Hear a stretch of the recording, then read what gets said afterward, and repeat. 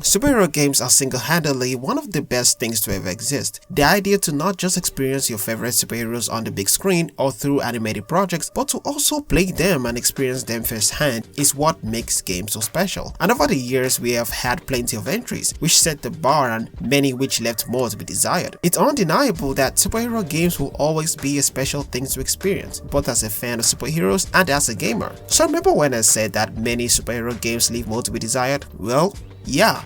Superhero games are special for the experience they provide. However, they have problems of their own. Scratch that, they have so many problems. Ever since the 80s, superhero games have been a staple. They have evolved over the passing ages, from pixelated formats of old computing systems to the 2D formats most vital like superhero games were based on, like the Marvel vs. Capcom games. Superhero games have evolved into many formats and spheres, and even by this time, there were games that had good rep and many that fell very short. But considering the time period where superhero movies were still in their growing stage, there wasn't too much hassle about these games. I'm sure as hell it was even some sort of miracle to even have a superhero game back then. But nonetheless, something changed via the early 2000s. Technology got a bit better and superhero games were given the chance to freely express themselves, with all these new opportunities that came with that technology. Noticeable games that were highly recognized during these early stages of this rise were titles like the Spider-Man game for PS1 made by Activision or Marvel vs. Capcom, which took what came before and evolved itself. Although many noticeable titles existed in this age, I frankly can't mention many of them as I don't have the time or I'm just too lazy to research them. But one thing we have to note is that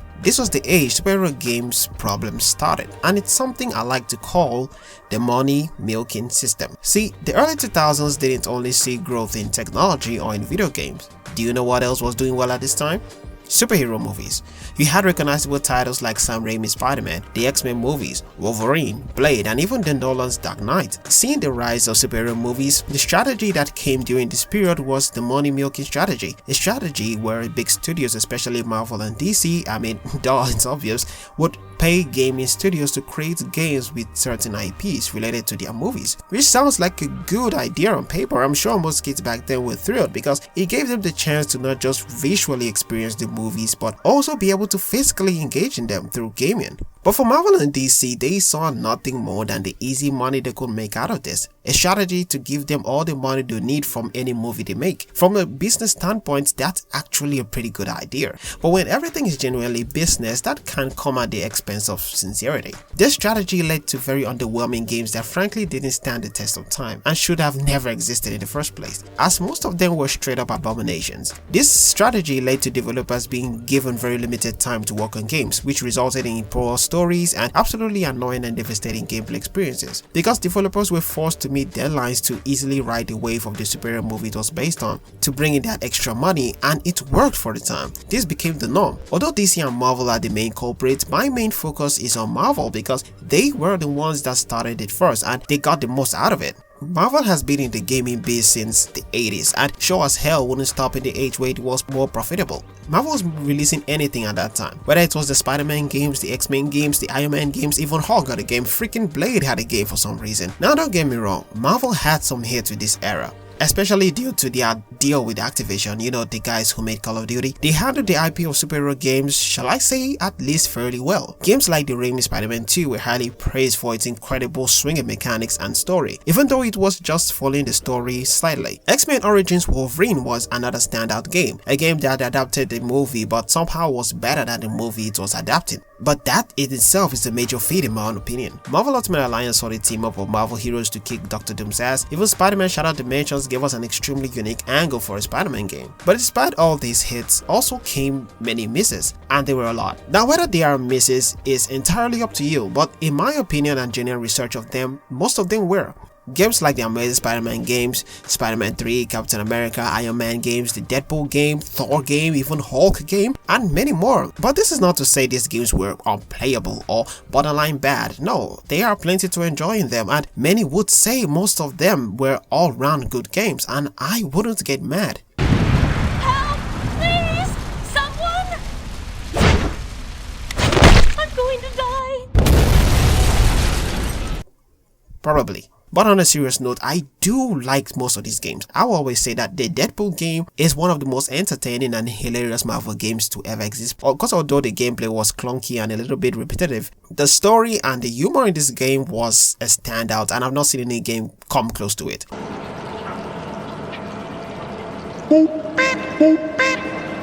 Hey, hot tits, the pipe I was offering gives way more pleasure. Oh, come on! But the point I'm trying to emphasize is that if you carefully analyze the games that hit and those that missed within this time frame, Marvel was still on the deal with Activision. The ones that hit are mostly standalone games that had no tie-in with movies except Spider-Man 2 and X-Men Origins. Every other miss was from tie-in games. This was a major issue with Marvel. These tie-in games didn't completely reinvent gaming, they were just games to enjoy, no matter how clunky they were. In fact, at this time and period, the only genuinely good game people could say did so much right when it came to character, story, lore, open world, and so much that makes a game so good was a Lego game, specifically Lego Marvel Superheroes. And as fun as this game was, it's actually hilarious because this is a game made by WB, the head of Marvel's literally longtime rival, DC. If that ain't ironic, I don't know what is. Speaking of DC, they too weren't completely safe from the superhero gaming problem. In fact, the reason I didn't talk about them first was because compared to Marvel, they don't have as many games. But they fell into the same trap by giving us games like Superman Returns, which interestingly did try to do something. The only problem was the mechanics and the world is just boring and borderline ugly. Games like Batman Begins, which I only discovered while making this video, to some weren't that bad, but genuinely bad games was the Green Lantern Rise of Manhunters. I'll be honest with you, I had no idea many of these games existed. I sincerely didn't, but I can tell you from research, they were bad. But DC, despite falling into the same pothole as Marvel when it came to movie tie-ins, wasn't as bad in quantity. However, they had a unique problem of their own, one that Marvel has as well, but it hurts DC more. See, DC had something I like to call the Superman problem, a problem that moves from Superman to many other characters. The reason DC doesn't have as many movie tie-in games or games in general as Marvel is due to that fact. For context, the Superman problem is essentially that the more bizarre and powerful a character is, the harder it is to create in a game. This obviously affects Superman himself, who has had lots of movies and comics that could easily make good superhero games. But his array of abilities, his strength, his hidden vision, and everything that makes Superman Superman, how can you translate that into a game? How can you make a game that best respects Superman's stories, create a villain that can challenge him and hold strong in a game, or design a world that interacts properly with a character like Superman? Even when DC actually decided not to let that be the issue and tried to make a Superman game, we got borderline bad games like Superman 64. Oh my god, bro. Oh, hell no, man. What the fuck, man? Aside from the abomination, another example is The Flash. His overwhelming speed isn't gonna translate well into a game because of how inadequate it would make the world feel. He essentially is a character who can move at super speed. How do you make that enjoyable, intriguing, and properly adapted? And that's not even counting other broken abilities he has. Essentially, the only times we were able to use most of these characters in gaming mediums were in Lego games. But DC found a solution to this, a way to combat the problem by making a Batman game, and not just any Batman game. Batman Arkham Asylum, a game that wasn't just a big win for DC, but one that reinvented superhero games, set the bar for the potential of superhero games as well, and showed how to tell original stories and how combat should work. This set the groundwork for a new era of superhero gaming. Many games took inspiration from this and grew into something of their own. DC stayed steadily on the Arkham series, producing products like the Batman Arkham City, Batman Arkham Origins, and more as the years moved forward. During this time period, DC also made another great game, Injustice Gods Among Us, a widely praised game that perfectly satisfied a lot of fans who would win fantasies. Over time, it got a sequel, same as Arkham series, and DC also had its Lego games, a large portion of which were Batman related. But this led to a problem where DC couldn't move past Batman. He became their only character that worked in the gaming system. They never really tried to innovate beyond him. The only real innovation was the Injustice games, which were great, at least the first was. The second wasn't as good, but it was still solid. Fighter games are boring over time though, and there isn't much you can do to keep a fighting franchise going forever. People need something new. DC tried to answer that with Gotham Knights, which unsurprisingly was somewhat Batman related.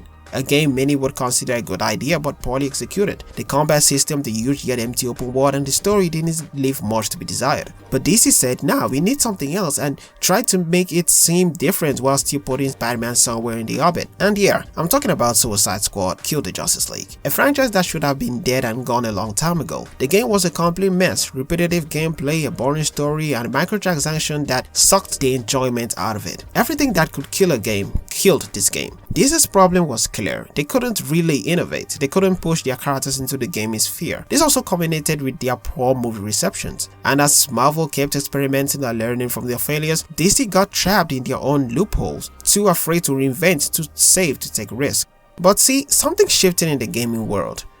Marvel, the same company that used to rely on rushed movie tie-ins and half-baked gaming ideas, started taking a different approach. They began to listen, not just to fans, but to what made these characters truly work. And it all started in 2018 with Marvel's Spider-Man. That game was a revelation. Insomniac didn't just make a superhero simulator, they built an experience. The web swinging alone was perfection. The weight of the momentum, the rhythm of New York City itself, every swing and every leap felt earned. But beyond the mechanics, what made it special was the soul of this game. Peter Parker wasn't just Spider-Man, he was a human being, tired and vulnerable, still getting up no matter how hard life hit him. It reminded people what superhero games are supposed to feel like, not just like a product, but like a story. That success woke Marvel up. They realized this is what superhero games could be. But the very next step, Marvel fumbled with Marvel Avengers, which was where the learning curve kicked in hard. Coming off the high end of Endgame, but was actually a game. Sounded way funny in my head. Expectations were insane. Fans wanted something that could carry the cinematic torch forward, a game that made you feel like assembling Earth's mightiest heroes. Instead, what we got was a live service system, repetitive missions, loot grinds, and the haunting shadow of corporate monetization. It's not that it was all bad. The campaign was actually pretty heartfelt. Kamala Khan was a standout, but the game wasn't allowed to breathe. It wasn't allowed to be art. It was business, and that's what broke it. But you know what, world? That failure, as devastating as it was, became Marvel's biggest blessing, because out of that came Guardians of the Galaxy. Guardians of the Galaxy didn't try to please everyone. It wasn't chasing multiplayer trends or microtransaction profit. It was focused, intimate, funny, and emotional. It told a story, and through that, Marvel did make a good game after Marvel Avengers. Although it wasn't really up there, it's still a pretty good game. With that, Marvel began doing something that I really do think is the fix for a lot of superhero game problems: diversifying. Marvel diversified their identity in gaming. They stopped trying to be the next Arkham and started being themselves. Now you've got Marvel Midnight Suns, a game that on paper sounded ridiculous, a tactical card-based RPG featuring superheroes, but when it dropped, it was different. It was refreshingly good. It dared to slow things down and make you think instead of just match buttons. It didn't play like a superhero game, it played like a bond between heroes. And we even have games like Marvel Rivals now, which is a pretty popular and fun game. This one's a very special game. This is the first time Marvel really leaned into the chaotic fun of its universe. A bright, colorful team-based shooter that doesn't try to be gritty or realistic, it's just fun. Every hero feels unique, you can pull off wild team combos. It's just everything every Marvel fan just wants to experience. And the art direction, which is vibrant comic book energy that pops off the screen, it's proof Marvel isn't scared to be stylized. And speaking of stylized, there's Marvel Token, still in development but already stirring hype, a fighting game which is in the style of Dragon Ball Fighter Z. It's sleek, bold, exaggerated, less realistic, more expression. Is the perfect example of how Marvel learned that realism isn't always the key, identity is. You don't need every game to look or play the same, you just need them to feel like Marvel. That philosophy, creative freedom, is carrying into the next era. You've got new games coming up like Marvel's Blade, dripping with modern cinematic tension. You've got Iron Man finally getting a game and giving players the chance to finally step into Amon's armor. You've got Marvel 1943, Rise of Hydra, exploring wartime moral conflicts through Captain America and Black Panther, a game produced by the same people who made freaking Uncharted. And Wolverine, the crown jewel of them all, coming from Insomniac, the studio that redefines Spider-Man. From the trailer and gameplay alone, it's raw, grounded, and damn brutal. All these titles, from shooters to fighters to narrative epics, show one truth: Marvel has finally fixed the superhero games for themselves. At least that's what it seems like. They realize that the genre doesn't need one formula. It needs variety. It needs to reflect the chaos and color of the universe is built on. They stopped chasing the idea of making the best superhero game and instead started making the right superhero game for each character. That's how they did it. That's how Marvel evolved, by understanding that not every hero needs to share a tone, a genre, or style. They let their games breathe. they let their characters live. Meanwhile,